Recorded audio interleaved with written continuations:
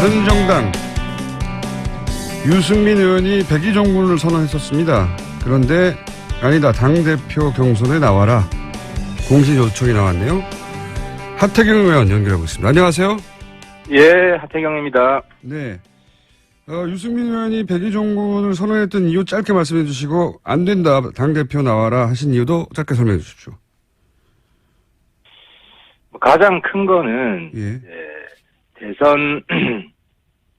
대선 직후에 바로 당권을 잡으면 이제 대선 때 단일화 할 거냐 말 거냐 이건 큰 논란이 있었지 않습니까? 네.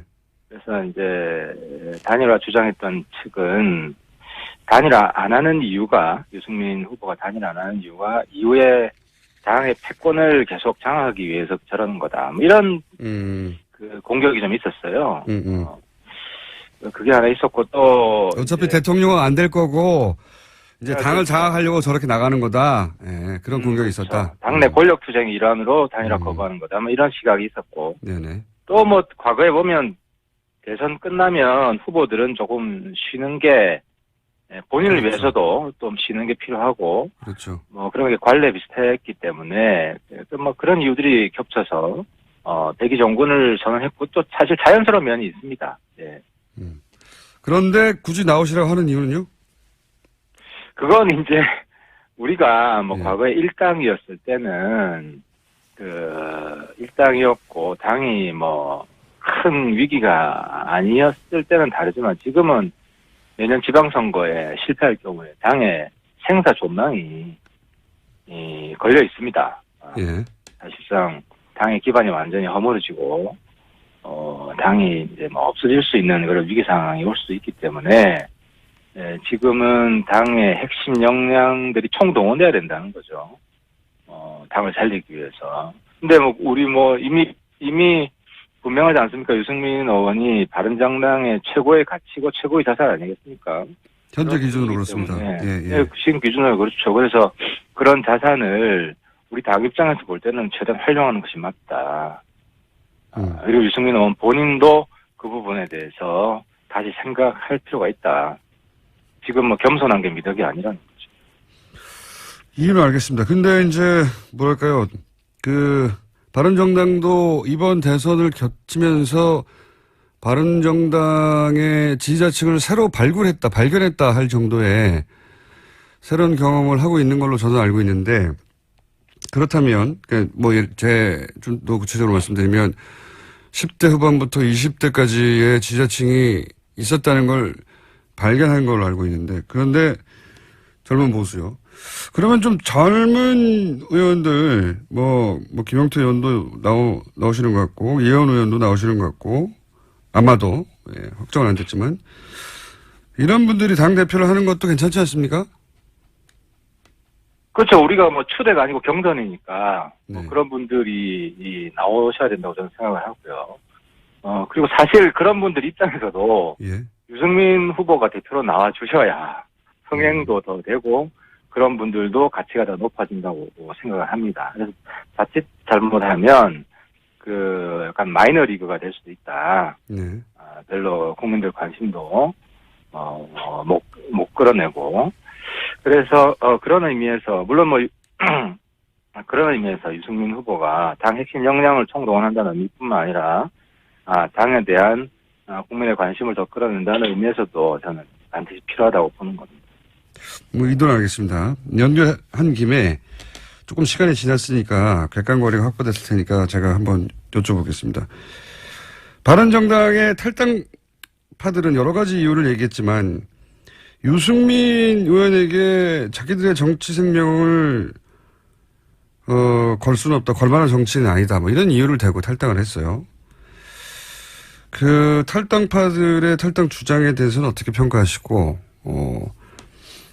일단 그것부터 들어보죠. 그런 주장은 어떻게 생각하십니까?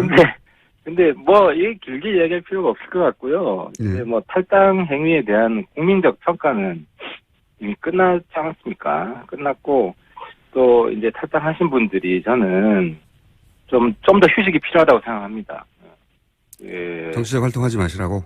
네, 말을 아끼고 자숙 기간이 더 필요하고, 말을 하면 할수록 오히려 역풍이 더 분다. 그래서 국민들이 망각으로 빠질 때까지 상당히 쉬시는 게, 그분들의 정치적, 생명을 조금 더 연장하기 위해서는. 조금 더 연장하기 위해서. 좀 필요하지 않겠냐. 조금 더 연장하기 위해서라는 건 이제 그분들은 다음 총선에서 어렵다고 보시는 겁니까? 아니, 그걸 떠나서, 그건 정치는 생물이기 때문에 어떻게 될지 알 수는 없지만. 네네. 어쨌든 지금 시점에서 말을 자꾸 하는 것은 국민들한테 참 이롭지 않다고 생각하고요. 특히 제가 인간적으로 좋아하는 우리 김성태 선배님 좀 말씀도 안 하셨으면 좋겠어요. 형님 좀 쉬세요. 지금 그렇게 나올 때가 아닙니다. 네, 알겠습니다. 이건 곁가지 이야기긴 한데 이게 생각보다 크게 화제가 돼서 여쭤보자면 김무성 전 대표 이제 캐리어 논란이 바른정당 지지율까지 하락하게 했다는 여론조사도 있어요. 근데 제가 김무성 대표 좀 변론을 좀 해야겠는데, 예. 김무성 대표님 연배, 예. 정치 선배죠. 정치 육성 아닙니까? 정치 대선배들 중에서는 그나마 김무성 대표가 덜 권위적입니다. 권위적이지 않습니다. 예를 들어서 특히 제가 하태경이 선배 의원들한테 잘 대듭니다. 제 입장하고 다르게 되면 막 공개적으로 비판하고 막 비난도 하고. 네. 특히 김무성 대표 앞에서는 당연히 그러면 하면서 제가 막 소리 지른 적도 있고 막 그렇습니다. 근데 이런 식으로 좀 막 대들면은 좀 연배가 있는 의원님들 같은 경우에는 그다음부터 아예 전화도 안 받습니다. 그리고 아예 찍힙니다.